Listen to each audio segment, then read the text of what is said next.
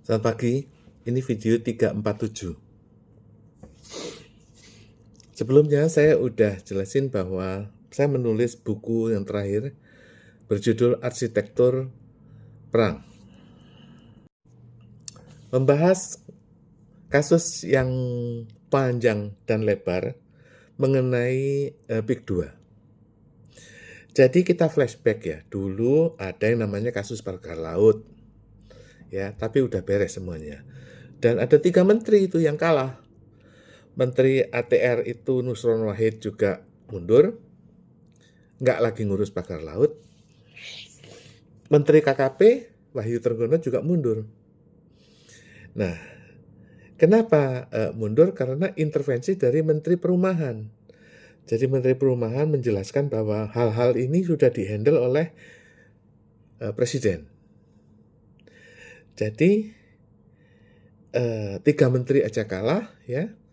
Apalagi sekarang itu Badan Musyawarah Masyarakat Banten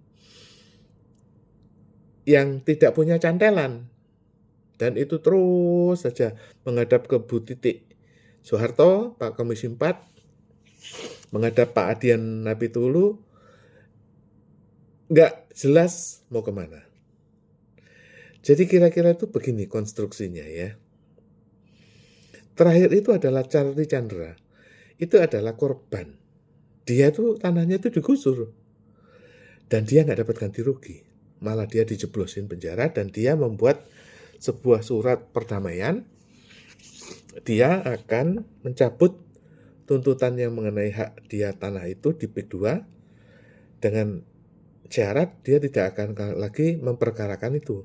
Nah, ketika dia memperkarakan lagi, sekarang dia ditangkap polisi. Nah, dari unsur keadilan ya memang nggak adil.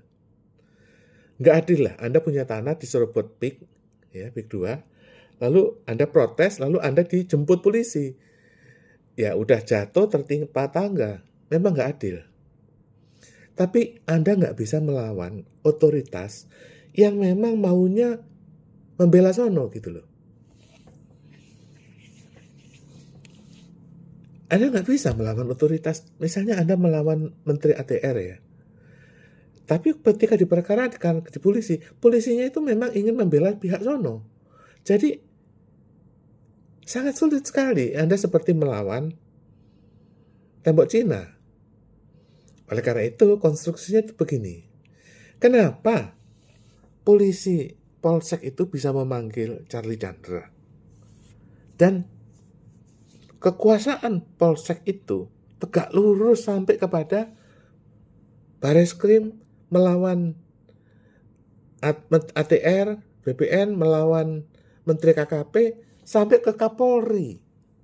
Itu otoritas polisi, mulai dari Polsek, dari Letnan 2 sampai ke Kapolri. Mereka bisa melawan siapapun karena Kapolri itu adalah langsung lembaga di bawah presiden. Oleh karena itu, kita evaluasi sekarang misalnya kasusnya apa? Kasus narkoba. Yang tertinggi itu BNN, itu bintang 3. Terorisme, Anda bisa dibunuh langsung. Yang tertinggi otoritasnya itu kepala BNPT bintang 3.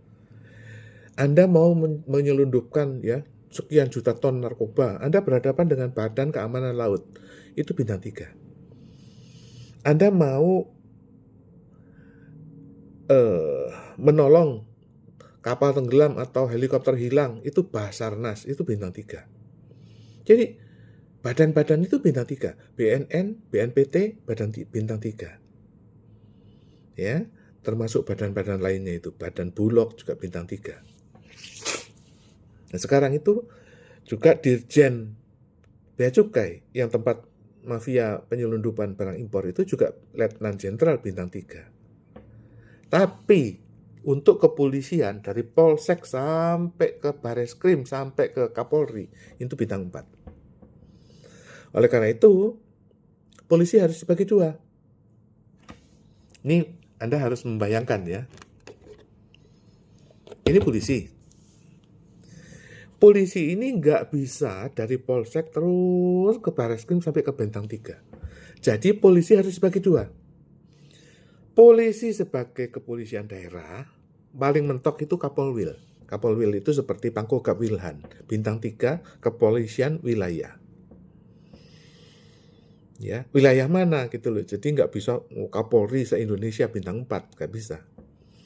Ya, Kapolri ditiadakan dan diganti menjadi Kapolwil, kepala polisian wilayah, dan dia tunduk kepada gubernur dan menteri dalam negeri.